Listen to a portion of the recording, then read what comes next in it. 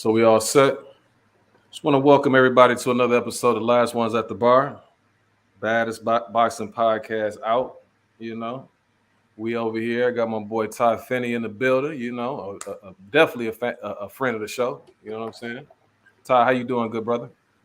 Man, doing good, man. It's been a minute, kicking it with you guys, man. Off the day, man. So, ready to get this thing jumping, man. Happy Labor Day.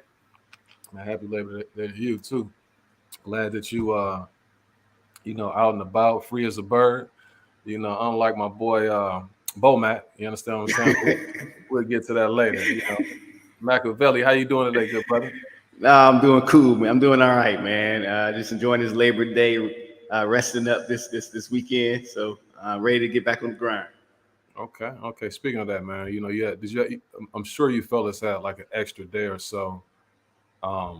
And so how did you enjoy your extra day, or what did you do this past weekend? Well, of course, I got my exercise in, but also there were some social functions that I was part of. Caught a baseball game yesterday. I was privileged to see the Nats take on the Marlins in the Navy Yard. They lost the game, they didn't win. I'm indifferent because I'm not really a Nats fan like that. But it was cool just being out there.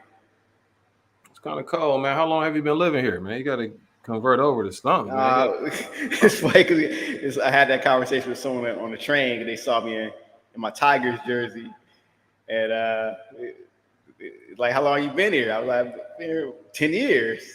Like, why? Hey, man, it's time to convert. I'm like, no, this my team is my team. You know what I'm saying? I mean, I root for Washington teams. Like, I root for the Commanders. I really want to see the Wizards do well because it seems like their city don't even believe in them, enough to even wear their gear and stuff like that. So I'm all for, support the DC teams. But you still, disrespect them by coming down there with your tire. Oh, no. I'm going on my Tigers. Yeah, man. Talk to me, man. You're not being disrespectful out here to these to the locals. How was your weekend, good brother? Yeah, man, it's a laid back weekend for me. You know what I mean? Just working on my side hustle. Like, for y'all don't know, man, I've been selling the CMOS for 2.5 years. So, I was getting that squared away yesterday. Just messing with my side hustle. But today, man, I'm just in relax mode. Oh, that's what's up, man. It's always good to, have time to concentrate on the most important things that you got going on, and definitely having that second hustle. I'm doing the same thing, man. Start an LLC. Some of it, especially when you're starting, some of it is like a waiting game. I know for me, I just changed my name, and so it's a process that you have to go through. And then once that name change is done with the state, then it's like changing over your accounts and things like that to represent the new name. And then with the state, that's a process. And then also with the credit companies and things like that. So it's all a process, but it's all worth it, man. You know what I'm saying? Because at the end of the day, if you trying to work your 9 to 5, you're really not going. You can make good money, but it's like trying to become wealthy. You know what I'm saying? And that's, you definitely have to do something else. So hats off to you, good brother. You know what I'm saying, for putting that work in, making sure you're taking care of your priorities. For me, this past weekend, I did a whole bunch of stuff, man. Like the first day, we were off on Friday. And I don't know how that works out, where Labor Day, you typically get that Monday. But then Friday, we were off. So Thursday, I go to this little spot. Ty, I'm not sure if you're familiar with the Hoffman Center area. So I'm over there, working a bar. You understand what I'm saying? Like an attorney, you know what I'm saying? I'm over there moving and grooving. And so I come out of there, make a short story shorter. They got this series at my complex of performances. Like, they got performers and bands and stuff like that every other Thursday. I wasn't privileged, to know that was something that was, going to happen. I saw it on the calendar. So when you go get on the elevator at my complex, they have a whole list of things that's going on in the area, whatever. And I saw a band, but I just thought it was like at one of these arenas or something around here. Lo and behold, I come, Man, them jokers was jamming, boy, for about 2 hours straight. So my weekend kicked off, with that. I ended up going to Luray Caverns one of the days. Just a whole bunch of little stuff. Riding my bike, different places. I didn't get a chance to go to Hershey like I wanted to, but it was for good reason because the pool is about to close, and so we got that going on. Today is supposed to be the last day, where as far as like consecutively being open, but for the next 2 weekends it'll be open, but it's gonna be a little bit cooler. So I'm gonna try to, enjoy my last opportunity in some warm weather up there once we close this one out. But man, it was an excellent weekend, man. It's a couple other things that I'm not gonna share, on camera. But it was popping, man. We got it popping like bacon in the pan, Yeah. Luray Caverns, man. That's that deal, man. I was privileged to go there a few years ago. It's funny because I'm a little claustrophobic, so it's like being in there is like it can be a little triggering, but it was cool, going through the whole cavern and all that. Yes, sir. Yes, sir. Let me go ahead and pull up this. Let me share my screen really quickly so we can go ahead and get started with these topics. Oh yeah, before that, I got a question, man. It's gonna be an off the top question, boxing related. It was a conversation that it reminds me why I should stay away from talking boxing on social media. But it got to this long thing where, so the question is, and I'm gonna ask both of you guys, you gentlemen, right now, who has the better resume, Anthony Joshua or Tank Davis? AJ. I don't even think it's close. Okay. The other thing, AJ has the better resume when you factor in, even though he was long in the tooth, like the Vladimir Klitschko's, he fought like top quality guys like Andrew Ruiz. He's fought Usyk, who's a top pound for pound. Come on, man. Like with that already, he has a better resume. So you can't even I don't see anybody like that on Tank's resume. I don't see a top pound for pound type guy that he's faced. I've never seen him face like a top 3 guy in his division, but yeah, I think it's AJ by far. What say you, Ty? Yeah, I think AJ has the better resume, but I think Tank is a way better fighter. But AJ definitely has the better resume. Yeah. See, I don't know. You know what I'm saying? Like they got to show me. You know what I'm saying? Like once you get in the ring with that sturdy opposition, because I always go back to my guy. What's his name? AB. You know what I'm saying? AB was looking great when he was fighting the guys that he was facing. You know what I mean? He was looking kind of unbeatable. But then once he starts stepping up the level of his opposition, things get a little tougher. You know what I'm saying? Unless you bug Crawford, who knows when to pick and choose his opponent. You know what I'm saying? But that's a good question, man. Appreciate that. You know what I mean? I don't think that's bad. And I know some people are gonna lean with Tank, as far as a resume. Those are the people who just don't really know. You know what I'm saying? Like the name of the game, because they are impacted by how it's being marketed. You know what I'm saying? And we got a good marketing team like Floyd and them, they do a really good job of that. All right. So I'm gonna go ahead and move on so we can go ahead and get to these topics. Also, just keep in mind that the best nation is the donation. Don't cap, hit that cash app. You understand what I'm saying? We put that work in, we grinders. So you know what I'm saying? When we put the work in like that, it'll be much appreciated if you can go ahead and tap that. Now, also hit the like and subscribe button. Hit the like and subscribe to the last ones at the bar. And then what's the name of your station, Ty? T Finney 3319, or you just type in this corner boxing podcast and I'll come right up. Absolutely. So go ahead and do us that solid, and let's get off into these topics. I don't know if you saw this, Ty. I know Vail, you was over there, salivating over this rematch right here between Beefy Smith and Eubank Jr. What were your thoughts on this matchup that took place? I want to say Manchester. Yeah. So if you haven't heard, Chris Eubank, he won a 10th round TKO over Liam Beefy Smith. I think it was a good win by Eubank over a fighter he should have beat the first time.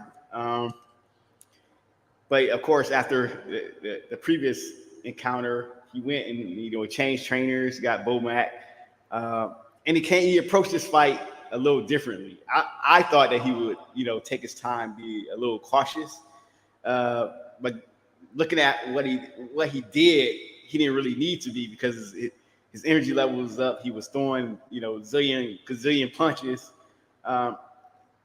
Much better. The first fight, he had his hands down at times, trying to emulate Roy Jones. This fight, I mean, he's never gonna, have a high guard, but at least he kept his hands to his chest, where he's never gonna have great defense, but at least he was able to get those shots there a lot faster, and his shots were a little shorter. Still, he has that unorthodox sloppiness to him. But in this fight, I could tell that they worked on a lot of different things. He worked off his jab a lot. He started his combinations with a jab, and a lot of times he ended his combination with a jab. Beefy just kept his arms up. So Eubank, he did a great job of utilizing uppercuts through that guard, up through the middle, throwing punches around Smith's guard, and not really giving Smith time to really, think. He just stayed on the whole time, and he wasn't, Eubank limited his movement going backwards. So it was a lot that he did to kind of, put LiamSmith's fire out. So in the fourth round, he caught. I think he caught Smith. I think it might have been with an uppercut that put him down. And Smith got up, and then I think Eubank did do a good job of whenever they got in close, because I think Eubank is a good mid-range. He's kind of a mid-range guy, and I think he did a good job really working that particular range. Even when Smith would come in close, he would grab him and grab him on the inside. But Eubanks, I mean, he looked a lot better. He knocked Smith down in the 10th round with a combination. Smith survived. He got up and survived that knockdown, but then Eubank just went to work, stayed on him, and got the stoppage. So Eubank improved to 33-3 with I believe he has 21 knockouts. LiamSmith falls to 33-4 and won with 20 knockouts. So, but it was a better performance by Eubank getting LiamSmith out of there. Way better performance this time than last time. This is what I expected to happen the first time when they faced off. I thought that one thing that Eubank impressed me with was his stamina, man, because sometimes he had Beefy hurt and he was going for it. And I'm like, man, you don't want to just like shoot your wire like that. But then he'll go ahead and compose himself. And then he'll just keep him at bay with a little jab or something like that until he got his energy back. And once he got his energy back, it was like he never really, put on that onslaught like he did before. So that's one thing I was very impressed with. He looked stronger this fight too. Like last fight, he looked like he was just kind of weak. But whatever work that he put in this fight, definitely he looked on point. Throughout the fight, looked strong. Looked like he was focused. There was a couple of times that Beefy landed a little something, but it wasn't anything that rattled Eubank, and he was responsible. Like once he ended up getting hit a little bit, but it was very far in between, those opportunities and those times happening. So all in all, man, I just thought it was a performance that I was expecting the first go round. A couple other things, and when it comes to Smith, see, this is why. And I fell victim to it again. And it's my fault. You know what I mean? What they say, if something happens the first time, shame on you. If the second time, shame on me. I keep doing this with these Liams and Callums. You understand what I'm saying? Like, he had me fooled. I picked him because I'm like, dang, Eubank, he whooped Eubank the first time, caught me off guard. And Beefy is typically somebody who's always ready to fight. Now, he showed heart and stand in there, you know what I'm saying, when he was getting beat the heck up. But how is this dude going to come into this fight They talking about he was 42 pounds heavy. Like, dude, you're not even that good to be getting all heavy like that to be fighting anybody. Like, you the little engine that could. Like, you just have to always be ready and catch another guy when he's slipping. You could have caught him when he was slipping had you been on your game and started throwing like some shots at him to rattle him early and see where he was mentally. But you ain't even do that, dude. So that's what I'm saying. I would never, ever, not in these big fights. He got lucky the first time. I would never. LiamSmith is gonna get whooped on by my boy Better Beef. So we're not even doing that. Like, I'm not even giving him a shot. These dudes are UK English muffins, and that's what they are. You understand what I'm saying? As for my main man here, it's a couple things that he pointed out after the fight. Eubank, he was saying how he is going to, some of his adversaries were in the ring, or not in the ring. They were in the vicinity, in the building. So he mentioned Ben. He even mentioned my man Chocolate Brownie. He mentioned a few other guys. Those fights, he would wipe the floor with those dudes. The big test is going to be Golovkin if Golovkin decides to take that fight. And I think that's a fight that would be up Golovkin's alley, because I think that it would be a nice little payday for him. And I think that it would be a safe fight in the sense that he should be able to beat Eubank Jr. And even if he isn't able to beat Eubank Jr. at this stage of his career, I don't think it's that big of a threat of him taking that much punishment if he just fell off the cliff that bad. But all in all, man, it was a good win for Eubank as far as, getting him some get back, getting him some revenge. And so he has some options moving forward. Ty, did you have anything that you want to say about that fight or that event? Yeah, I didn't see the fight, but I caught the highlights and I was impressed, like very impressed with Eubank. He was letting his hands go. He was throwing a lot of combinations. He was real good with that jab. Real good with that uppercut. And if I'm not mistaken, he did very well in that third round in the first fight. He was doing good with the jab and the uppercut, but like I said, he just got clipped. He got clipped in that fourth round. But this time around, man, it was one heck of a performance. Shout out to Bro Matt too. Being in his corner, changing a lot of things up. So I'm happy he was able to get redemption. I wonder, since each guy want to fight, if they're going to try to go for a trilogy. But with Eubank having this win, man, I didn't like the names he was calling out. Cal Brook and Triple G, but Triple G is a good fight. But he is a little older. As you mentioned. But Triple G has one heck of a chin. Even though he's older, he's never been stopped. So I would like to see the fight, but I just think that Eubank with a win like this, he should be calling out some better opponents.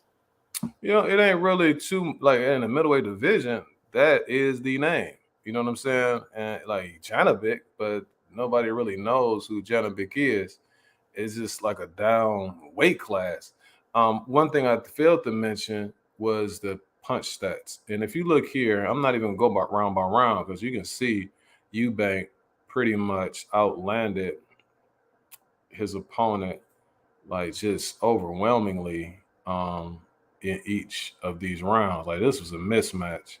So and then when you look at the total punches, 33 total punches.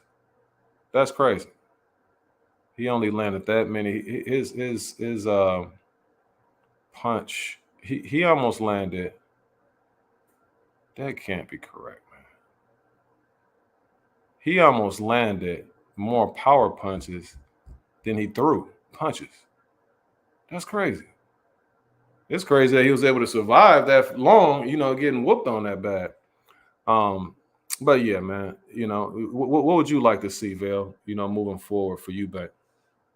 For Eubank, like Ty said, I would want him to, step up a little bit more. I'm not saying that, middleweight is kind of a dry division. But at the same time, Eubank always struck me as a guy that's kind of between middleweight and super middleweight. You know what I'm saying? And to be honest, it seemed like he was doing better at super middleweight than he was at middleweight, But even let's say he's officially a middleweight. I mean, the champ is Jamal Charlo. You know what I'm saying? Of course, Jamal is going through his stuff and all that. But if I'm Chris Eubank Jr., that's the time to get that fight. You know what I'm saying?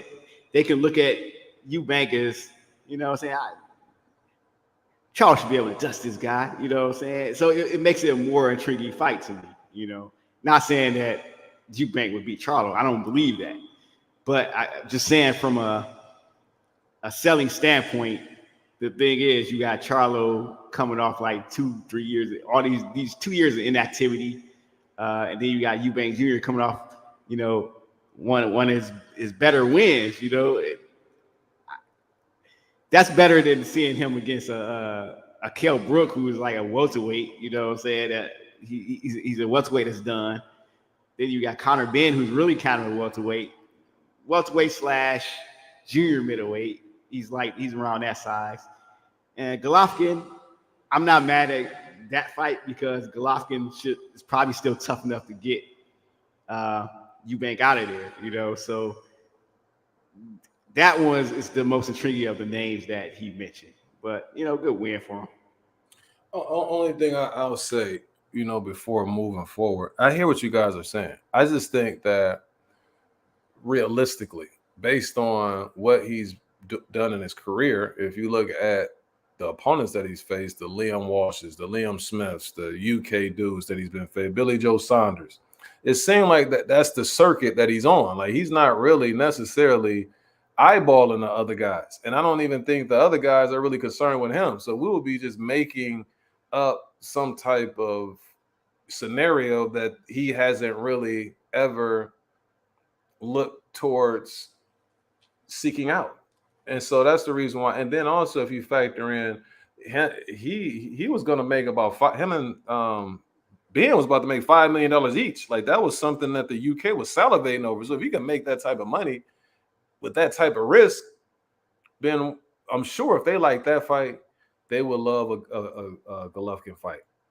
If they like that, then they would like to see what he would do against Chocolate Brownie, who's going to be talking crazy. You know, they just fall for that. The UK just like events. You understand what I'm saying? You get them a couple of UK dudes up in there saying that little UK stuff. It's going to be sold out at the U2. You understand what I'm saying? O2, whatever it is, they be fighting that. So I just think that that's the likely scenario. Is this a safe opportunity for him to face those other muffins? You understand what I'm saying? But, you know, what do I know? Also, Bill, I wasn't going to waste my Saturday fooling around with no Michaela Mayer. I'm just be honest, though, bro. I didn't watch that fight. I know that that's one of your faves right there. What did you think about her performance? No, it's not one of my faves. Actually, yeah, I endured the torture of glancing at this fight. And you know, Michaela Mayer, I mean, it's more because of what this fight means. Silvia Bortot was not like someone that I gave more than a 10 to 15% chance of beating Michaela Mayer. I didn't think it would happen. And really, I think a couple years ago, Mayer would have possibly gotten Bortot out of there because Michaela Mayer, she do the simple things that she always does. She works off that jab. She's still sharp, but she's not as sharp as she, in my eyes, she probably was like 5 years or 2-3 years ago. And this fight isn't much to ring home about. So she was able to pretty much, you know, fight her way to a decision. And this fight was at a catch weight of 142. And I believe she weighed in like 141.5 or something like that, which is her career highest. And from this point on, she wants to campaign as a welterweight. In my opinion, I think that's kind of ill-advised because it's like, I mean, yeah, some big fights she could get at 147. Of course, she can get one with Jessica McCaskill, but I think McCaskill will probably, you know, it'll be a big fight for women's boxing, but that's a fight I think McCaskill will be too good for at this point. I mean, it'll be too much. It'll be like a windmill. But the fight that Mayer seems to be looking towards is one with Natasha Jonas. And I think that's a great decision for Michaela Mayer to go after Natasha Jonas because it gives this impression that she's taking on a bigger fighter, but this is one she can most likely she would beat. But also Natasha Jonas, while she moved up in weight, she's still kind of, to me, she was somebody who just wasn't that successful at 130, 135, and decided, screw this, I'm just gonna move up in weight and win some titles at 154. And she went and did just that. But I still think Michaela Mayer is sharp enough to beat Natasha Jonas. So that's why I think they're going with that. It'll be weird, but I mean, then there's the other argument, like, okay, should she rematch Alicia Baumgartner? With what Baumgartner is going through right now. Once that's squared away, if she gets suspended when that's over, I mean, who knows? But it wasn't nothing to ride home about. What about you? If that's something that you need to get off your chest, Ty, talking about Michaela Mayer, you're more than welcome to go ahead and say what you need to say, good brother. Yeah, I didn't see the fight, but congrats to her on her victory, and I would like to see her versus Natasha Jonas. And one thing I can say, man, I knew she was gonna come for Alicia Baumgartner over this PED thing, so I knew she was gonna be doing a lot of talking about it, which she is. So, but I would definitely like to see her versus Natasha Jonas. And as far as Alicia Baumgartner, man, I watched y'all's show that y'all did. Man, it's a lot of controversy with these boxers and these pads, man. You got Baumgartner, you got Robert Laney, you got Dylan White in the AJ rematch. So it's looking bad for a lot of boxers as far as these pads, man. But yeah, I'm happy for Maya, and hopefully she can get that Natasha Jonas fight. Yeah, the thing with Baumgartner is I did hear the comments made by Michaela Mayer about Baumgartner, talking about what her levels was and all this. Well, they never was really specified what she had in her system. But then when I finally found it, I'm like, she has some good stuff, man. Like they say the bodybuilders be using that stuff. So it's like, I don't know, man. Again, still want to wait until it's all cleared up, and then whatever they need to put out there, they can do that and give Baumgartner, she needs her chance to, defend herself, but we'll see.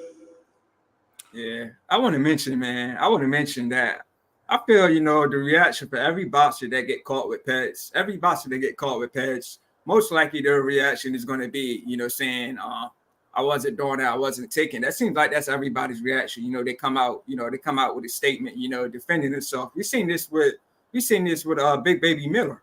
He was saying he wasn't taking this and that, and then bam, he came out with another story. He was taking this stuff. So I think that, they just feel guilty, and then they want to change the story, saying they wasn't taking anything. But we'll see how it all plays out. But it is looking bad, for Baumgartner, considering she's a champion. Cheater! She's a cheater. Arnold Schwarzenegger Baumgartner. You understand what I'm saying? She do like she could if she transitioned to fitness modeling or bodybuilding. She seemed like she would fit right in there. Ben Johnson. You understand what I'm saying? Go way back. Baumgartner. Come on, man. That's what we're gonna keep all day. Carl Lewis. Who? Carl Lewis. That's the one. It was rumored that he was cheating at the same time Ben Johnson was in the '88 Olympics. No, he wasn't. Come on, man. No? There's no proof to it. No, he won all the medals. Let's not do that now. We're not going. Lance Armstrong Baumgartner. Yeah, we're gonna keep going on and on, because when you a cheat, you a cheat. She's sitting up here, you hitting people in the head, bro. That's one thing I can't stand.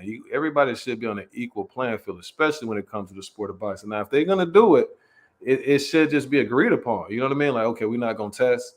Cool. Then y'all go ahead and do it just like that. But as long as they have those rules in place, as long as you're hitting somebody in the head, you should. And then you have to also be somebody who's conscious of what it is you put in your body.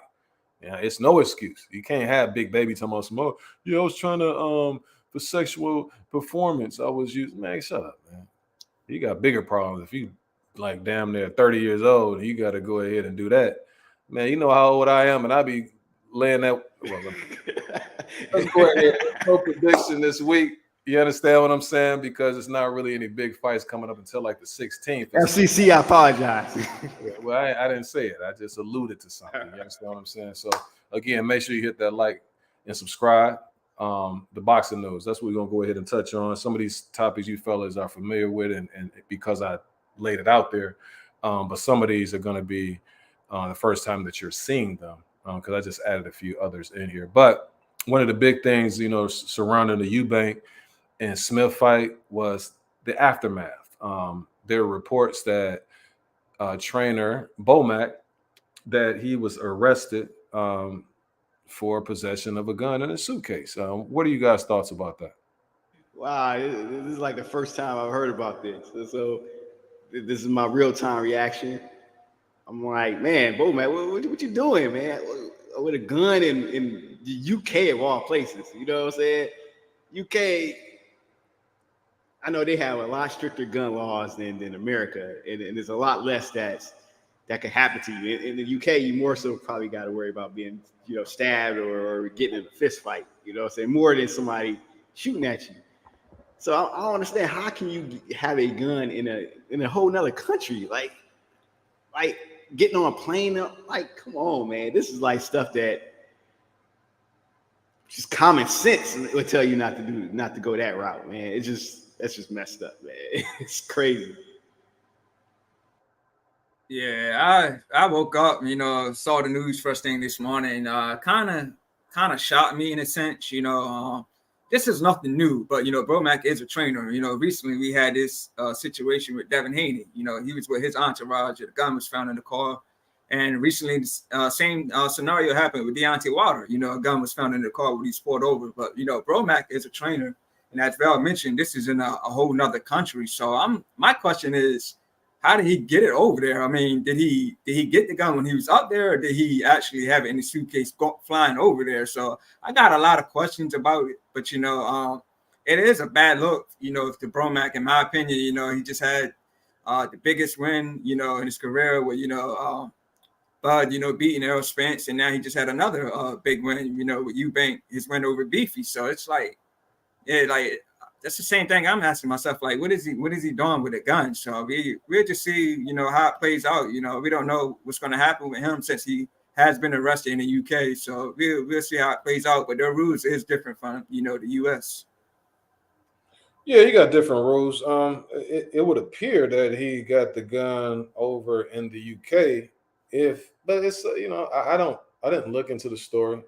I'm gonna give the man the benefit of the doubt.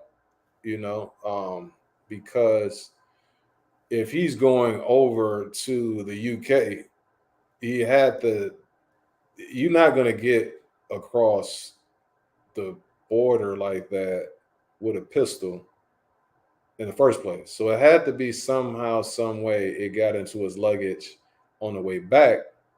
Was it him who packed the bag and did things get mixed up? I don't know. You know what I'm saying? So I'm just going to wait for more information to come out.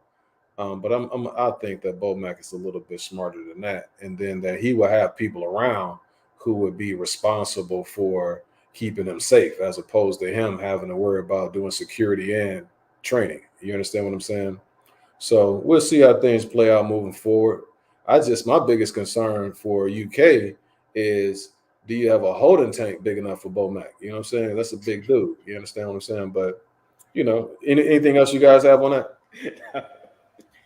Yeah, I'll just add that I can see a guy like Haney having an entourage that might have a gun on him or something like that, because there's been times when Haney he walks around with a lot of money. Of course, we know Floyd does that, walk around flashing his money. So those guys probably want to stay protected. They had their entourage and all that. But Bromack, he's not that guy. He's not the guy that's flashing money or nothing like that. So I mean, I just don't understand why he would have it in the first place.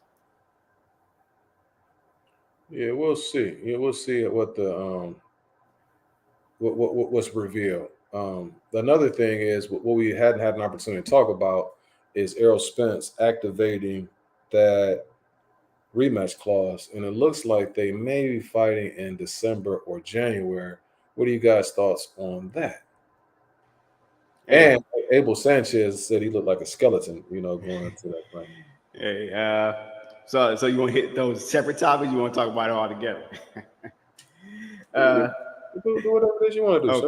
Okay. So I'm gonna hit the point. So, the rematch. Hey, more power to Spence, man. He has a choice. It was in the contract. It was like the thing that's interests me is he waited till like the very last day to activate it. So that's saying something. Like maybe it was some questions on within his team, like, man, whether they should do it or not, even though they said they were going to do it. They didn't activate it until like the 30-day mark. More power to him. It's in the contract. He wants a chance to redeem himself. Stylistically, I don't think it favors him, even though I can see him doing better in the rematch than he's been in the ring with Crawford. But stylistically, I don't think it favors him. After watching the first fight and how that style meshes, those two styles mesh up. Hey, and then there's a question of, he activated his clause, but that doesn't mean that the rematch would actually happen, because for the simple fact that it's still 2-3 months till like December, January. You never know. Somebody from his team may talk him out of it, So there was also, I heard some rumors about him changing trainers and all that. That hasn't been confirmed, but it's some stuff that's being said out there. And I think that's too much to be going into like a Terrence Crawford fight with. I would prefer for him to get probably a tune-up or just a fight to get his confidence back before you get in there. But, especially the warrior, he has that warrior mindset. He doesn't like things easy. So fair play to him. A lot of speculation on what you said, though, but I'm going to let you go ahead and cook, Ty. A lot of speculation. Maybe this, maybe that.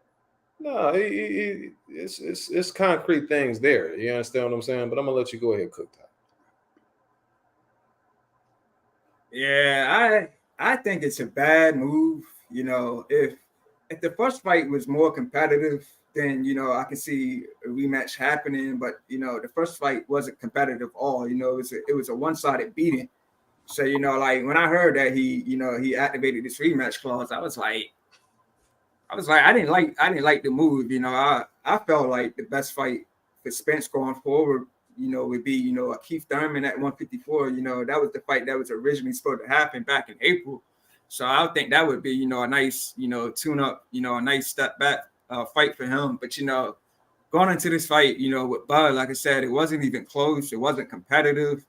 But, like he's itching to get back in there, make a statement, supposedly he's going to be at 154, which is a higher weight. So maybe, the weight will make a difference. And like, as Val mentioned earlier, this thing with Derek James, I've heard it too, about him firing, Derek James. But, he needs, a top trainer for this fight. And hopefully he will. Hopefully he's staying with Derek James. Hopefully that Derek James would just make some serious adjustments. And, Spence is that guy that, starts his offense off with the jab, jab, go to the body. And for this fight, he definitely needs a backup plan. He really needs a backup plan because Crawford is that type of fighter. He just downloads information, like a computer. He just downloads information and figure you out round by round. So I don't like the move, man. But maybe, maybe this fight can do bigger pay-per-view numbers than the first one. But we'll see. But I don't like the move. Southside the realest, drug dealers, killers, sharks and gorillas, pole catcher hitters, who's that we, dope dealing wizards, car changing color like chameleon living, Southside the realest, drug dealers, killers, That's all we about, man. I lived in Dallas, Texas, 14 years. You win with a smile, you lose with a smile. Either way, you do it in style. You understand what I'm saying? My man Spence, Abel Sanchez don't have a dog in a fight. He told you look like a skeleton, right? So he knew that he wasn't at his best. And the reason why he waited until the 30-day period is because of the fact that you want to take as much time as you can so the negotiations can take a little bit longer. He does need to heal up. That was a beating that he took. But that wasn't Errol Spence that was up in that ring. That was a clone, man. That was like Floyd said, that was you. That was you, but that was also again, man, that's when guys, and I told you, I said I don't like that. Wasn't a catch weight, but that was a fight where he was debilitated. All of that years of trying to come in, and I know, some people are gonna say, well, it's an excuse. He's not making it. I can know. I wasn't in the ring. You understand? I'm just a fan who's just observant, and I can whatever play that I see is being done, I'm gonna call the play in terms of what it is. What I saw was a man who was a shell of himself inside that ring. Now, he could be very well be taking this too soon. I think it's too soon because regardless if he was depleted because of his lack of hydration, entering into the fight, that still was a beatdown. Sometimes it takes a while to be able to recuperate from that psychologically. And that's the thing that I'm concerned with more so than anything. If the fight does take place at 154, is the mental piece of it, being able to properly focus and be prepared for a sharpshooter like TerranceCrawford. Like, that's my only reservation going into this fight. But he got the heart of a lion, man. And all the other stuff. And then it's talking about some Derrick James. He leaving Derrick James. Now, if he's leaving Derrick James, cool. But the people that they said that he would leave Derrick James for, it makes no sense. He would leave for Roy Jones, who he don't like, because Roy Jones has been saying some derogatory things towards him. They said Calvin Ford, he doesn't work with Calvin Ford. Typically works with guys who he worked with in the past, the Tank Davises and people like that, who he has relationships with back then. I never seen Calvin Ford just take on somebody new like that. And so, no, man, don't believe everything that you hear. That they say, believe half of what you see, none of what you hear. You understand what I'm saying, Errol? That he goes by the truth, and I do truthfully believe that man is going to come back stronger. Whether or not he's going to be victorious, we just rock out with him because he's a man of his word. And that's why I always say, man, I'm Team Spence. You know what I mean? Go ahead and get it how you live, and we're going to rock out with you. Anything else you guys have? Any more speculation? You know what I'm saying? We speak the truth, good brother. We speak the truth when it comes to Errol. Yes. Now I'm going to address Abel Sanchez's comments. Yeah, he doesn't have a dog in the fight. He did pick Spence to win beforehand, before the fight happened. He says that Errol Spence looked like a skeleton. Hey, what your betting slip say? Because I think you got until the day of the fight, till that fight starts, to change. You can put your bet in, you can change your bet and all that. If you look like a skeleton, why were the odds still negative 120, 150 for Crawford plus 125 for Spence? Can I answer?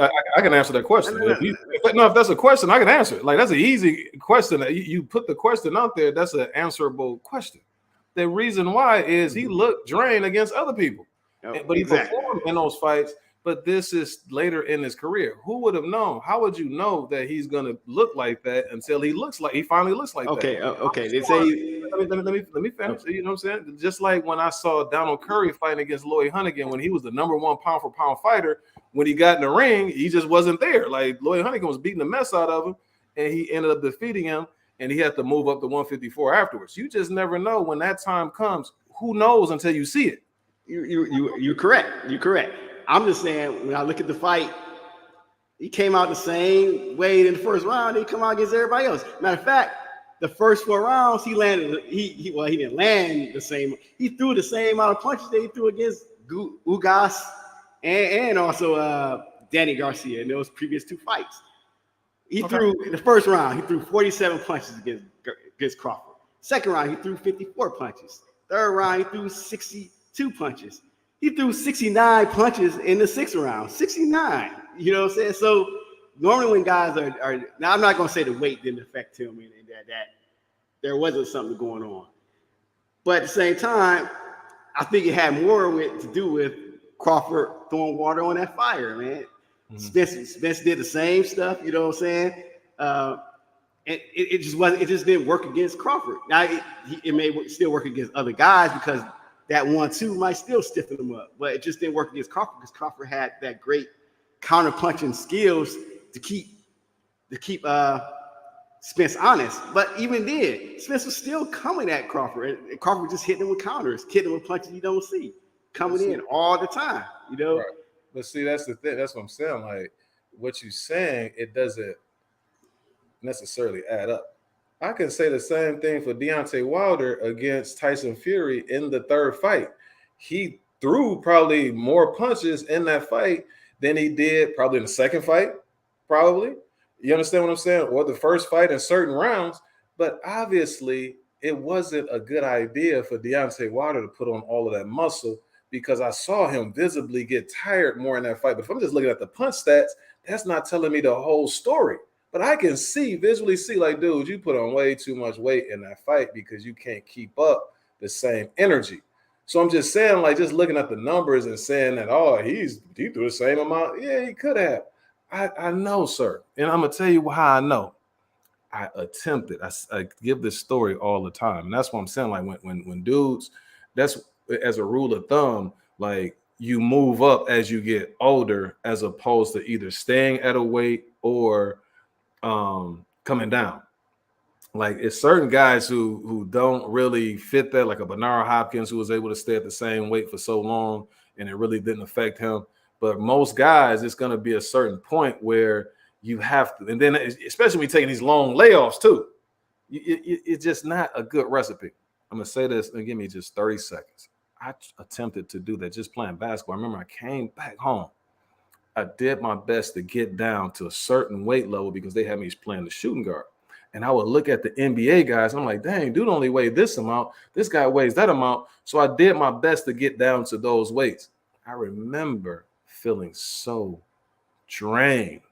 Like, I'm like, dang, for me, that's not a good recipe right there. That's not going to really benefit me to go ahead and try to do it unless I do it in a more healthy way. Maybe I just wasn't doing it in a healthy way.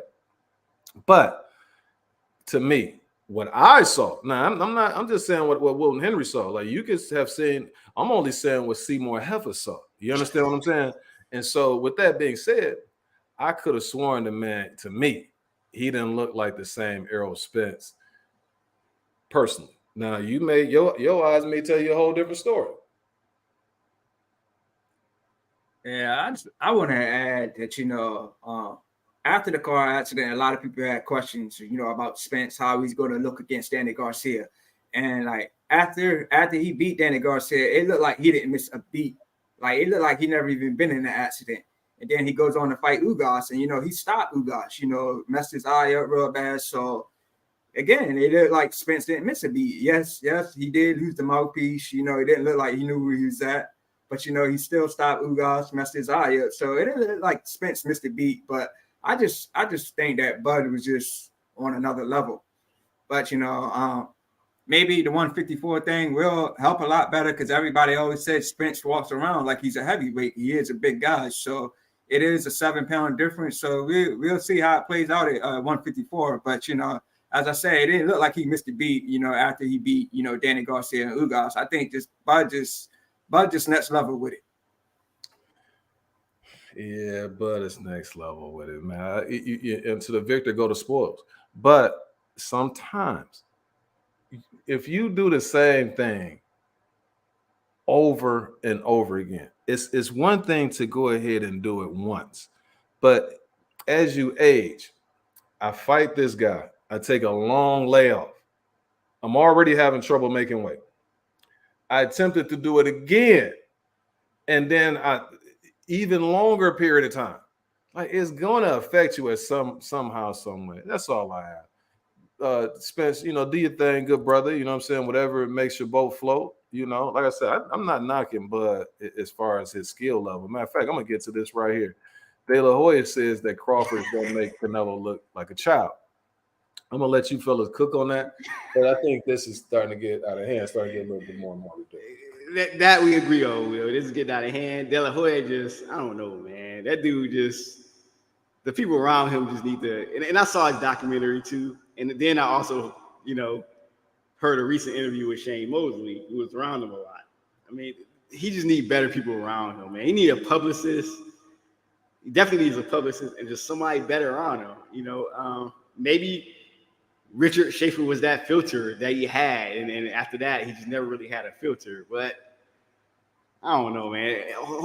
De La Hoya just come off sometimes just as a delusional hater sometimes. And And this comes from somebody. I'm a fan of De La Hoya, man. In the ring, you can't say nothing bad about him. He fought everybody. People that I didn't think he would fight. The only person that he didn't fight that I would have liked to see was Winky Wright. That's it. Everybody else, he got in that ring with everybody and did his thing. But just outside the ring, man, just I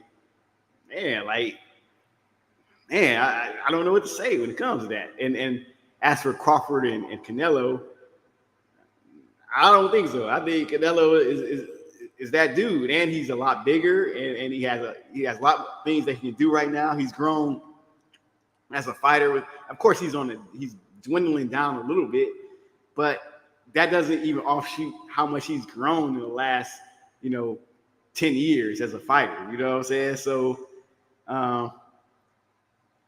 fair play if Crawford wants to fight a Canelo. If I was his advisor, I'd advise against that. But fair play. Sometimes when you want greatness, you go for greatness. Yeah, I don't even want to see this fight. Crawford was originally fighting at 140, and you talking about fighting at 168. That's a huge jump. So that's not really a fight that I'm even interested in. And, De La Hoya is kind of all over the place with it. He used to promote Canelo, so I don't know what it is with De La Hoya, man, but same thing with Ryan Garcia. He wasn't there for Ryan Garcia after he lost the biggest fight of his career. So I ain't paying no mind to what De La Hoya is saying, but yeah, Crawford and Canelo is not a fight that I want to see. Canelo, he's got the fight, with Jermell Charlo this month, so we'll see how that plays out. And then of course Crawford and Spence, got their rematch, so they both guys are already busy. So that's just a fight that I'm not really interested in at all. I know Crawford said it, that he's willing to do that, but yeah, that's not something I'm interested in. All it is, De La Hoya out there in Miami, took a couple bumps. You understand what I'm saying? Once he got them bumps up in him, he was over there. He started wilding. You know what I'm saying? Somebody had a microphone in his face, and then he talking about, well, what do you think about Bud Crawford? Bud Crawford, he just started rattling off some stuff. He made Canelo look like a child. Somebody had the, phone like they recorded him and stuff like that. Write it down. Yeah, that's all that was. He says some erratic things sometimes. So, I chalk this up as being one of those type of things. Now, as far as if I'm just looking at this logically, and I mentioned this before, there's no way Bud Crawford is fighting no Canelo at no 168, no matter what he says. He's not going to do it. Bud Crawford is not going to fight a healthy Boots Ennis who's not coming off a long layoff. He's not going to fight him. Bud Crawford, I'm going to tell you who Bud Crawford will fight. Bud Crawford is going to take one of those guys. He's going to take the guy that the little easy dude that he was trying to fight when he went to De La Hoya office. He's going to fight somebody like that maybe. He might wait for Spence because Spence is kind of damaged goods right now, so that's up his alley. I'm going to tell you another one that's up his alley. Charlo. If Charlo gets whooped on by Canelo, he gets punished, and then he comes all the way back down to 154, the porridge is just right for Bud Crawford. Bud Crawford is salivate over that opportunity. I get me a guy who's up there around 168 who has to drain himself. He's muscular, and he's going to come back down to 154. Bring it on, buddy. He's going to whoop on Charlo. Then once he whoop on Charlo, and everybody, oh man, the weight didn't make any difference. Charlo was all right. It didn't make, he was good. Bud is just a bad dude. He whooped the mess up. And you're gonna be like, oh my god, he whooped up. Man, nobody put a gun in Charlo's head and made him go up to 168. Nobody did that. No, He that's shoot. so The that's only way what he you're would saying right now is going to be the sentiments for Bud, and that's what I'm saying. He don't have to come down to 154 and keep his belts. He can vacate his belts and right. go to 160. The most unprecedented thing I've ever seen in my life. Somebody who gets so much praise for fighting guys at the same times. And so it's just going to be another frustrating thing to see and witness. And Charlo is just that much of a dog to do it because he's just one of those dudes. If you want to fight him, he's going to go ahead and do what it is that he needs to do in order to get the fight done. But it's going to be to his detriment because he's too solid of a guy. And somebody who understands the art of war, like Bud Crawford knows, he knows that he can get him right where he wants him to be.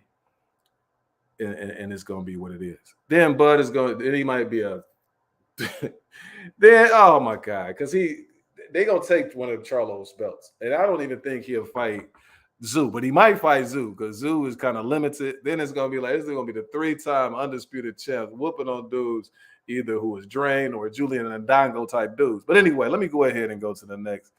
This is getting nutty, man. I feel like I'm in a Twilight Zone. Also, George Kambosos.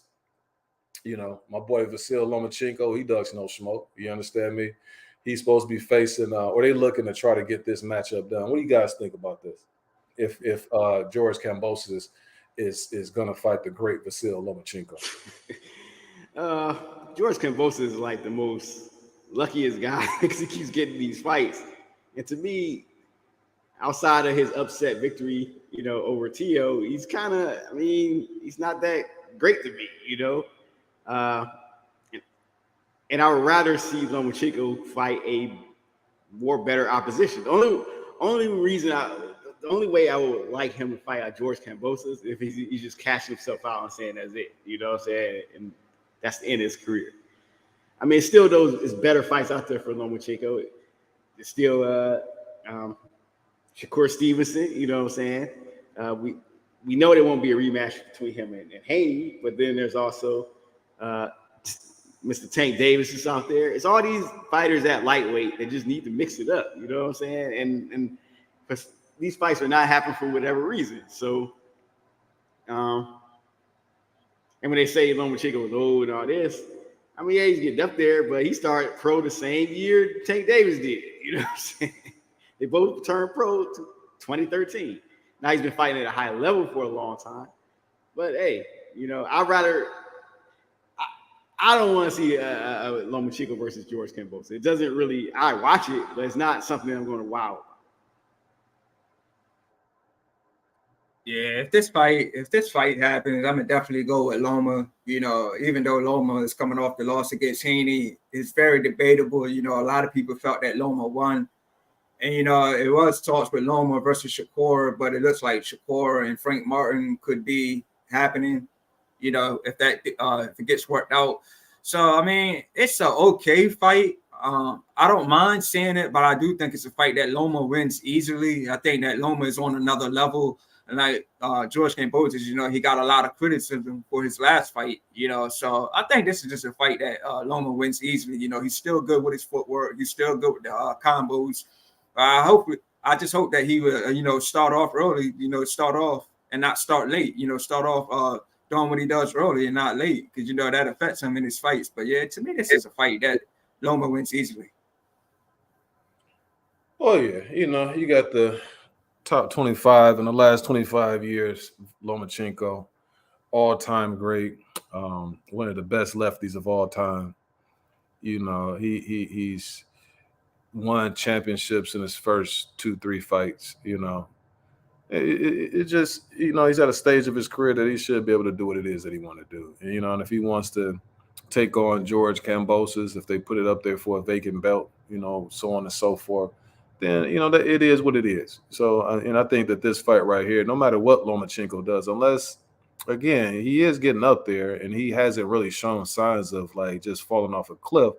But at the same time, you know, once you get to a certain point, and he relies on a lot of athleticism, like that ability to get in and to get out, and the side movements that he does, the angles and things like that. If he ever does like kind of look at a guy and take him softly, then this would be that type of opponent that could kind of give him trouble if that's the mentality that he has going into the fight. But I still think that his skill level is just so much over George Kambosos that he'll still be able to get a victory. And George Kambosos would just have to do way too much in order to get a victory over Vasil Lomachenko under top rank. You know what I mean? Unless Bob just has some shenanigans where he's concerned, okay, I'm going to make this be a rematch and trilogy because I don't want to see Lomachenko face the other guys like the Shakurs and people like that if he's concerned, like he was doing with Timothy Bradley and Pacquiao. You know what I'm saying? So that's the only thing. But I think that you know, it's a good stay busy type fight for him, and it's also a top ranked type fight. You know, The other thing, man, I wanted to touch on. I don't know if you guys heard about this, but Shakur Stevenson, he recorded a video of Devin Haney's dad. You know, he's making it out to be that they were avoiding him. He was saying something about if it gets hot, then we're gonna move up and wait and stuff like that. But did you guys hear anything about the video that he leaked, or see anything about the video that Shakur leaked about Devin's dad? And they had like a back and forth where he was like "F your dad," and then he said that about Devin's dad, and then Devin started talking about his mother and all of that type of stuff. No, I didn't get to see none of that. I'm glad I didn't, because this is classless.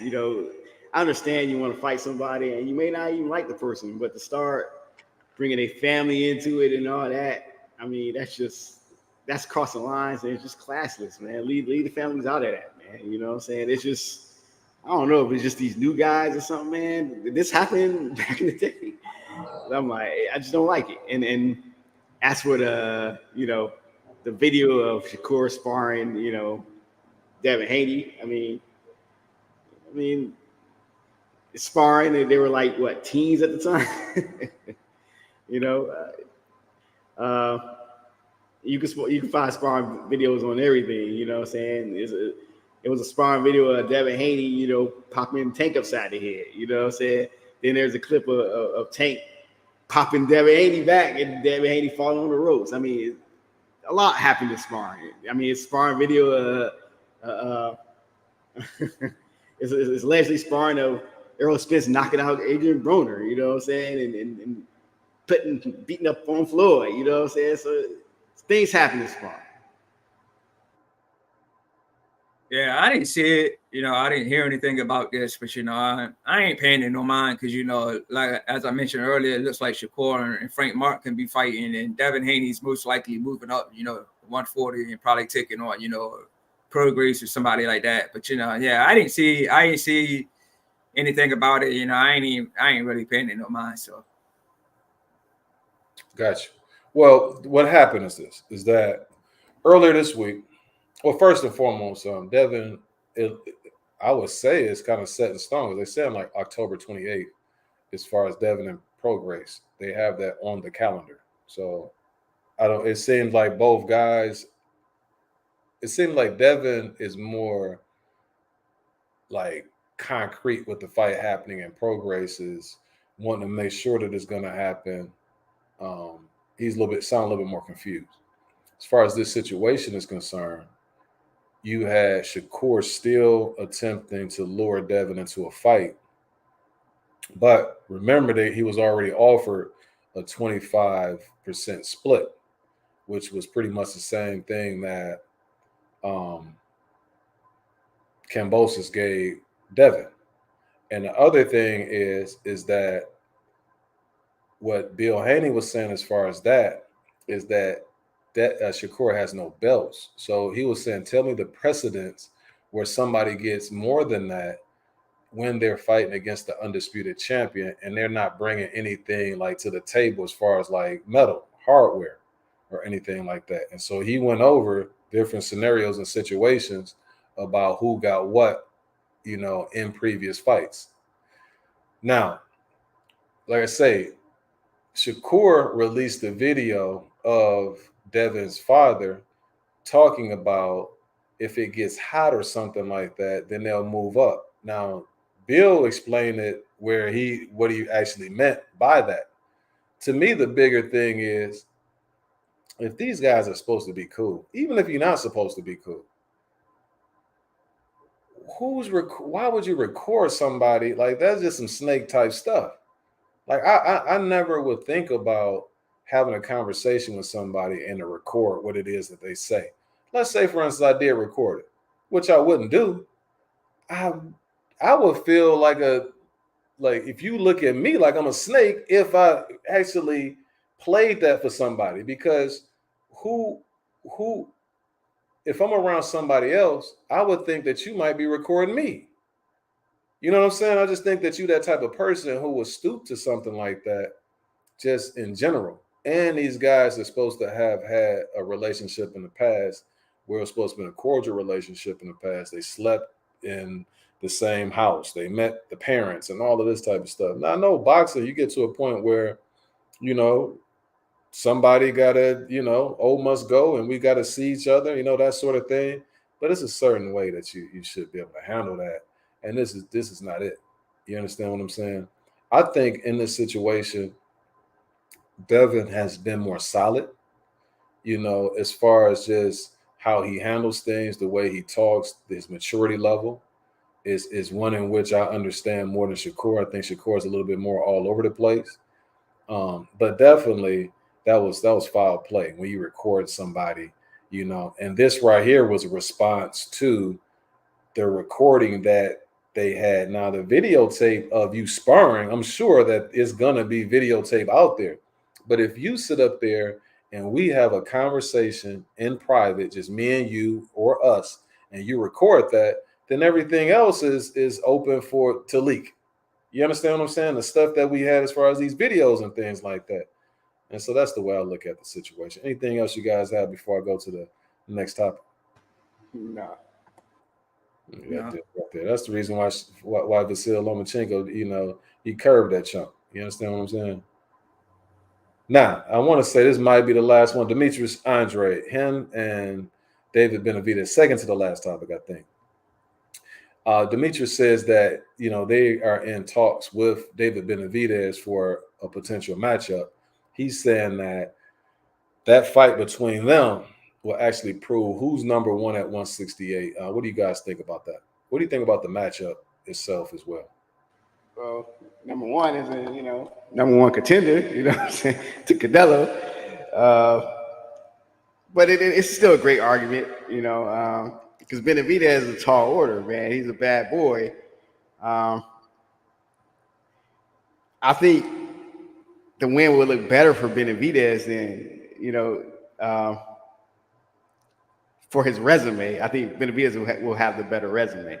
If Andrade wins, it'll be the most impressive, you know.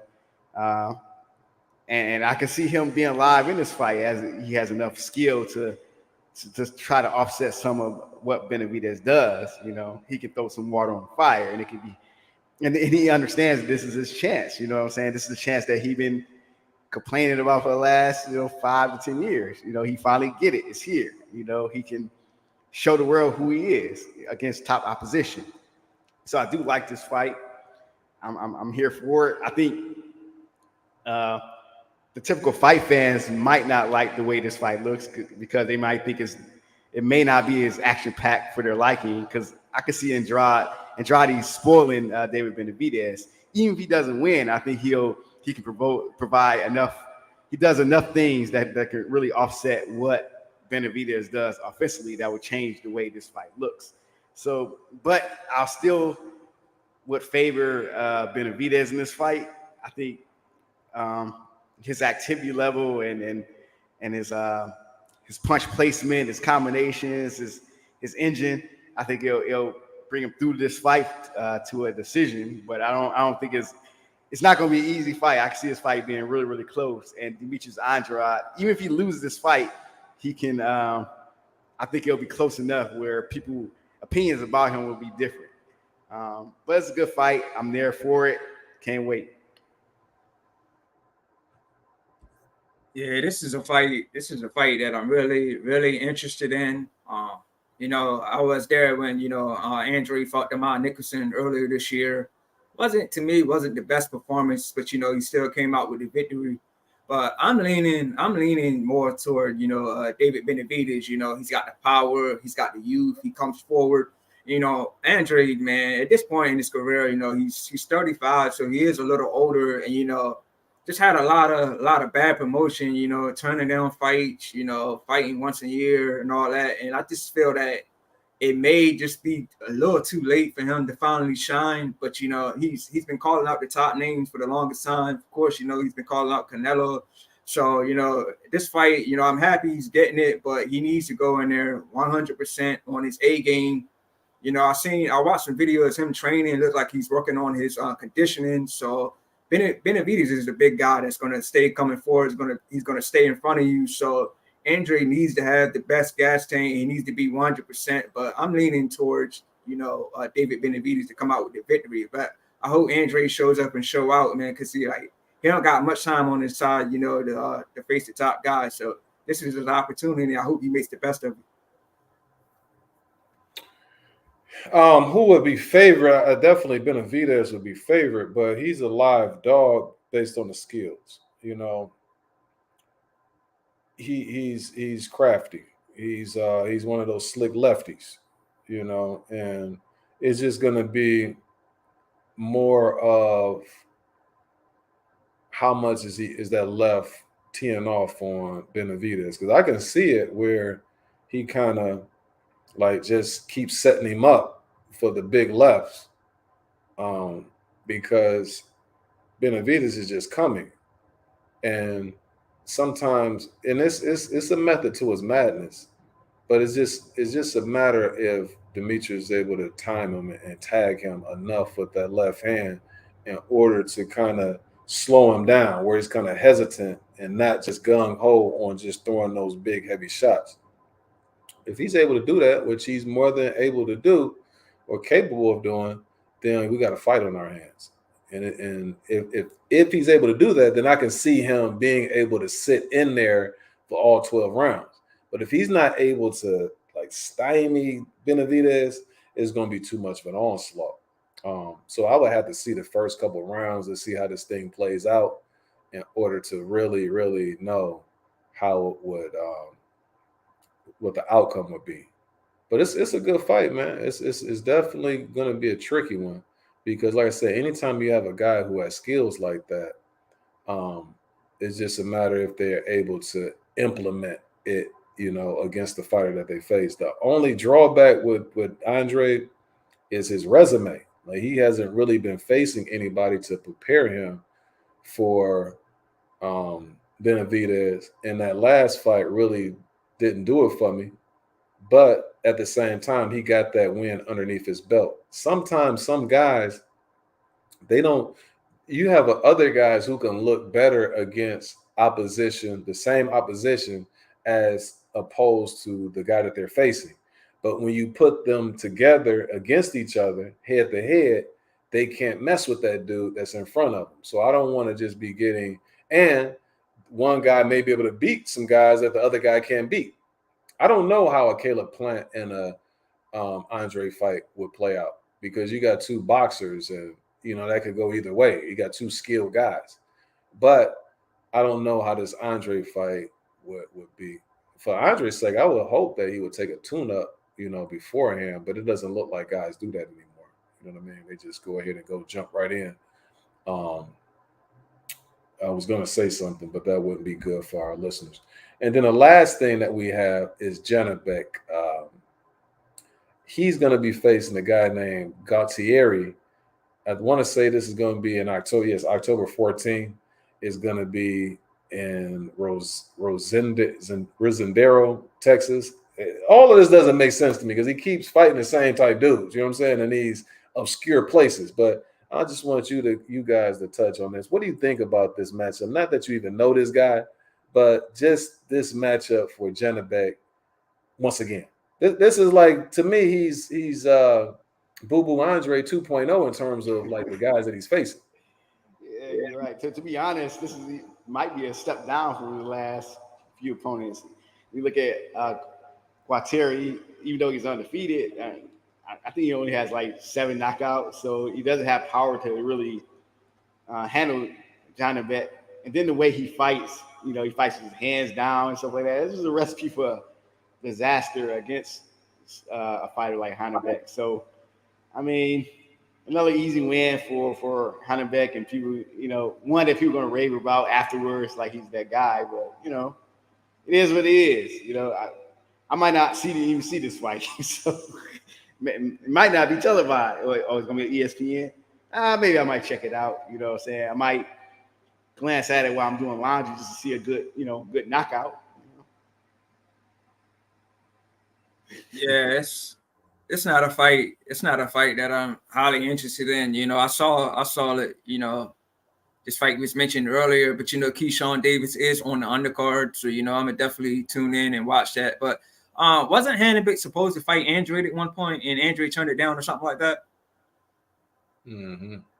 Yeah, so that would have been a fight that I would definitely wanted to see. But like as I mentioned earlier, Andrade just had a lot of situations in his career, inactivity, turning down fights. So, but yeah, this fight is not a fight that I'm too highly in, but I'm definitely going to tune in to watch it. Like I said, Keyshawn is on the undercard, so I'll be tuning in for sure.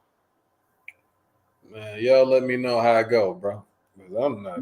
This is getting more and more ridiculous every fight, man. Like they can't keep doing this. Like they was doing this with Triple G. You look up, next thing you know, he's fighting a Selecki. He's fighting this dude. He's fighting. I'm like, where are they getting these dudes from in the first place? I never heard of them. Then they get them a ranking and put them against one of the middleweight champions. I can't, man. Like, you got to do a little bit more than this as a world champion. I'm just disappointed because I really want to see what he's all about, because they were talking about, Kazakh style and all of that, and they hyping him up.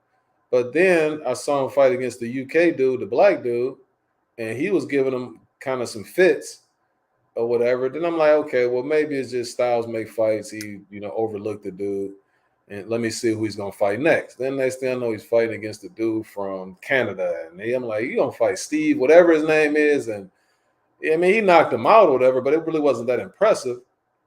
When am I gonna see you fight against somebody notable who's a threat? You know what I mean? I would like to see him face, I know it's across the street type thing, but unification matchups against some of the other guys. You understand what I'm saying? Or what's my guy's name who's Charlo's number one contender? Like those top dudes. Yeah, Adamas, man. You gotta, like, they are making the middleweight division stale. Remember, the middleweight division was like one of the most, sought after belts. You had the welterweights, the middleweights, you know what I'm saying? Like, that was coveted. Like, yeah, I just thought of something. Chris Eubank Jr. versus Hannibal. But see, Hannibal doesn't, it's like you fighting somebody, like the risk outweigh the reward. Like, to me, those dudes will have to, has to get, like, who has he beaten? Like, who has Hannibal beat? Like, just one dude, you can be like, oh man, he beat him.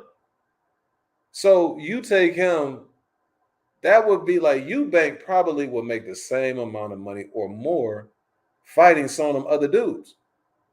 So it just doesn't make sense. Like, and he got the weak WBO belt.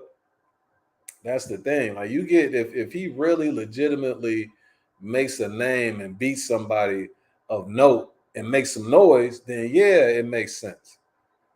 That's all I'm saying. Come on, man. Come on, Bob. I know you can do better than that, man. Gutierrez. Come on, man. Oh, yeah. The last thing, man, I forgot this right here. What would you think about this matchup? Bivol, he's saying that he wants Charlo if Charlo is victorious against Canelo. Could y'all see that? That might be a little bit too much for little Charlo, though. Oh, man, I didn't see this one, man. You know what? No, man. Bivol, come on, man. Fight Bitter B, or leave these little guys alone, man. I don't know if he's just chasing these big names or something. What you need to be doing is to try to figure out how you're gonna make that fight between him and Bitterby, Arthur Bitterby. You know what I'm saying? Jamel Charlo, if he's victorious against Canelo Alvarez, what weight this fight gonna be at? I mean, I don't want to see Jamel Charlo at 175.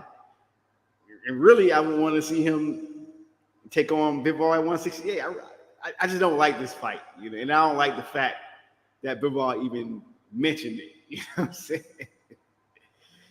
He should be focused on how you're gonna make a fight happen between him and Arthur Bitterby. Yeah, I didn't see it, but yeah, as Val was saying, I don't like the fight. They are at different weights. Mel is going up to 168 to fight, and Bivol fights at 175. So yeah, it's not a fight that I'm interested in. But if it happened, it would probably have to happen. Bivol would probably have to come down. He'd probably have to come down and wait and fight. But yeah, I think Bivol would definitely win, man. Even though he don't got power, he's just very skilled, man. He's just that guy that makes the best fighters look average. We seen what he did with Canelo. We seen what he did with Ramirez. So he's just on another level with it. But that's not a fight that I'm highly interested in. But like I was saying, Mel's got to get past Canelo, on September 30th. So we'll see how it plays out. But that's not a fight I'm interested in. No, it's not. It makes no sense. And those fights are really like, this has been a really good year as far as boxing is concerned. You've had the unifications, you had the undisputeds, everything. I want to say 168 down has been pretty good, with the exception of a few weight classes. Now, as you go up, like 175 up to heavyweight, those are the ones that's been letting us down. We didn't get the Bivol and Better Be. I don't even really know the cruiserweights like that. I know they got one dude got a lot of the belts, but they really just didn't make any noise, with the exception of my guy who won the WBC belt, who Canelo was trying to face. But then the heavyweights let us down because you got, Fat Belly. He don't want to fight against the middleweight. The middleweight sitting up here fighting against a English muffin last week and got hit in the belly, fell down, and they cheated. You know what I'm saying? So it's just a lot of confusion in the heavyweight weight division. Big Belly is gonna fight a cruiserweight. So all of that nonsense, and then this would just fall along the same lines because Bivol looked way bigger than Canelo when they fought, and Jermell is supposedly, according to Derek James, he don't want him anywhere near the 168 limit. He wants him to come in 162, 163, 164, or something like that, where he's going to be fast, lean, and mean. So you tell me he come in against Canelo at that weight, and then he's supposed to fight a 175 pounder, regardless of what weight it is. Like I said, I was looking at Bivol. He's looking way bigger than Canelo, and just that stiff jab that he was throwing him, he couldn't even get past it. So what do you think is going to happen to Little Mel? Mel is not going to have enough power to really dissuade him or anything like that. So it'll be an utter mismatch in terms of physicality. So no, I wouldn't like that. Don't even mention that. Bigger guys, I don't like them calling out smaller guys anyway. It just look like you being a bully, especially, like you said, Bill, when you have that fight lingering between him and Better Be, one in which most people have been calling for, for such a long period of time. Focus in on that, sir. You understand what I'm saying? Everything else with Bivol has been pretty solid. Maybe I'm missing the context of why he said this. Maybe, them saying he wants Charlo if he's victorious. Maybe that's like a stretch, and maybe he just didn't say that. But just the way that headline looks, it's not a good look for Bivol. Anything else you guys have before we close this one out? No, sir. I was just going to mention October 14th. I don't know if you guys are familiar with Dusty Harrison. I think he's supposed to fight. He's got a couple of local fights coming up. Like I think he's supposed to fight in Richmond, Virginia next month, and I also think he's supposed to fight in Maryland somewhere. I think it's Frederick, Maryland. And there's another local fight in Hanover, Maryland on October 14th. So I know it's a couple, local fights coming up. I don't know if you guys are big on local fights, but I've been going to a lot of local fights, but thought I'd just throw that out there. And may have another interview with a heavyweight. I don't want to mention any names because if I say I'm gonna do an interview, I want to make sure I want to do it. So I want to make sure, it's really gonna happen. So, but supposedly I might be interviewing, a heavyweight. Supposedly this weekend, he's fought some top names. So I'm looking forward to that. And I've been missing a lot of fights lately because I've been working on Saturdays, but my Saturday schedule is over. So I'm definitely ready to get back to covering fights for sure. Man, so what weight class is he currently fighting at? I think he's at middleweight because at one point he was supposed to fight Andre, but he pulled out due to catching COVID. So I believe he's at 168. But he recently lost his father and stuff like that. And he's been inactive for a while, so he could be bigger, but I think it would be at 168. Yeah, I'm up on Dusty Harrison. Locally, one of my guys, his father was in the boxing game. You know, he used to run in those internal circles with Dusty's father. Shout out to my main man, Destin. So in local fights, I need to go see a lot more. I actually prefer local fights where it's not like the whole big crowd rah rah where I gotta figure out, you know what I'm saying, where I'm gonna sit and how I'm gonna get the best view. Uh, I remember they used to have fights a few years ago at the. I've seen a few at. I think it was at Kennedy. I think it was a Kennedy Stadium or something like that. And I seen there was a few at DC Armory too that were cool. But yeah, I keep my ear to the street on that. Though.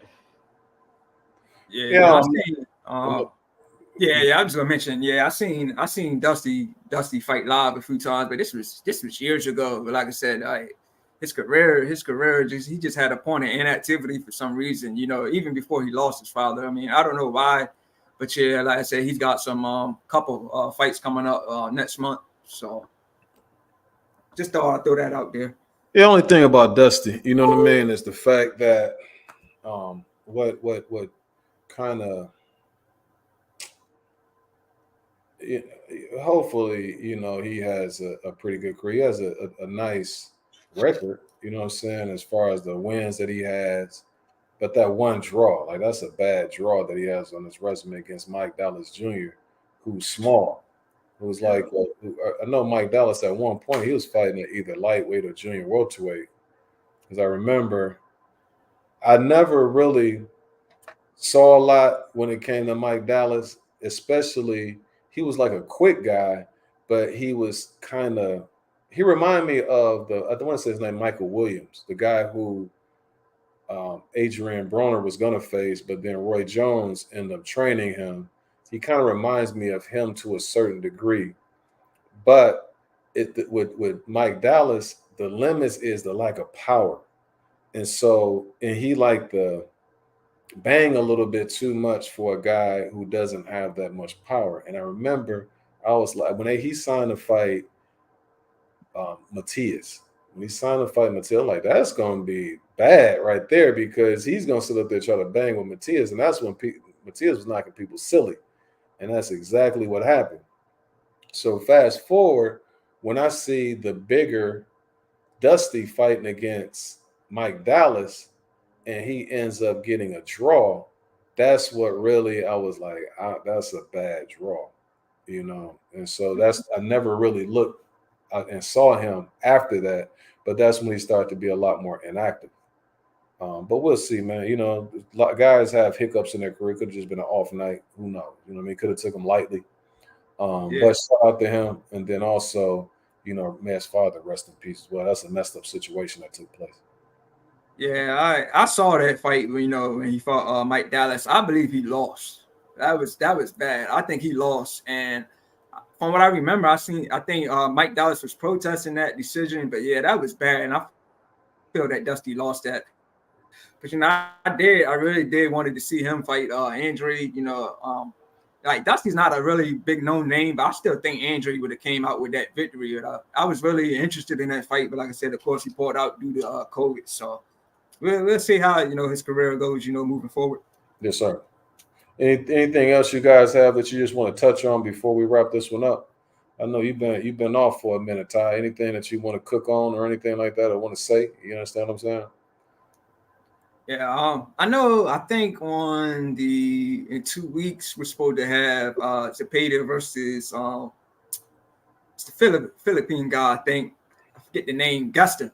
I think that fight's going to happen, in a couple of weeks. So I'll definitely try to cover that. You know, I think that's going to be a good scrap. You know, both guys beat, you know, Joseph Diaz. So yeah, I'm looking forward to that. Like I said, definitely want to get back, you know, covering fights. And of course we got, you know, Canelo and Mel on the 30th.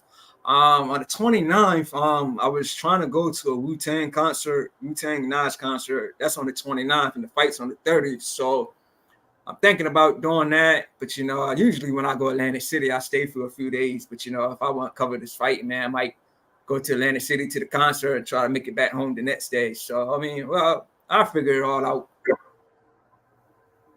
But check this out. So is it Hitchinson? Richardson Hitchens? Yeah. That's the 23rd on the zone. Yeah, I forgot about that.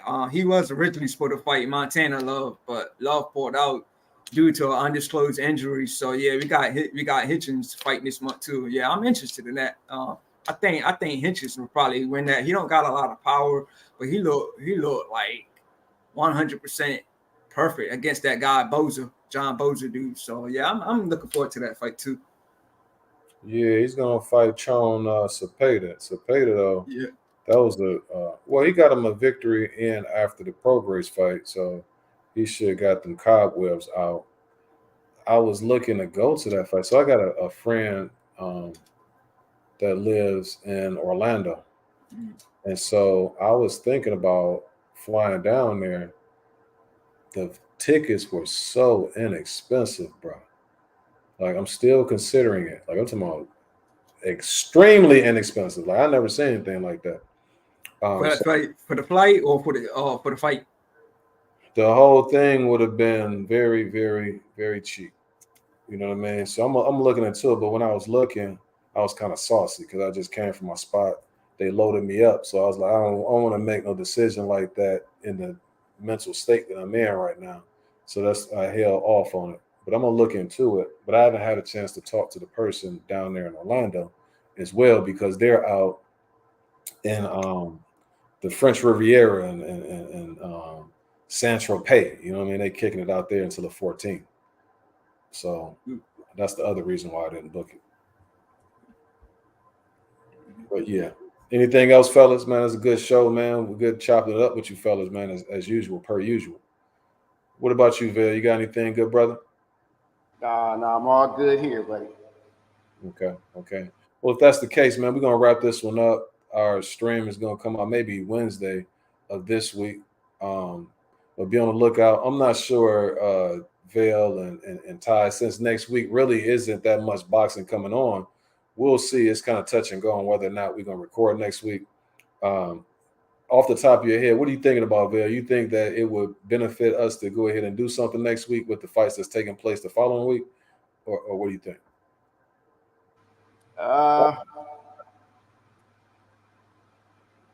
Which fights are on the 15th? That's gonna be the Gesta, I think it's Gesta. Yeah, Gesta and what's his name? The young boy, the front De La Hoya guy, Zepeda. Oh, Yeah. Okay. So that's a 2 weeks. So like this weekend, I think it's pretty dry. Yeah, it's pretty dry. So yeah. We would preview the fights for the following week. You follow what I'm saying? Right. Like we didn't have anything to preview today. We went straight to the news. But next week we won't really have anything to cover as far as like recaps, but we might have a preview or two. I mean, yeah, we could do the preview or two and then do the any news that come up. Okay. News always happen. It's always happening. You understand what I'm saying? Just like we got my boy Spence activated that clause. You know what I'm saying? And so we had to touch on that. Yeah, he did. Abel Sanchez kept it real. He looked like a skeleton of himself. Hey, you know, smoking bud. He need to not smoke bud. If that's what he was doing. We're gonna go ahead and wrap this one up. You understand what I'm saying? Bomac, good luck, sir, getting out of the pen. You understand what I'm saying? So on that note, man, we're gonna close out. Y'all go ahead and say one for old Big Mac, or you understand what I'm saying? McIntyre. Free Bomac. All right, peace. Oh man, you dudes are hilarious. Right here.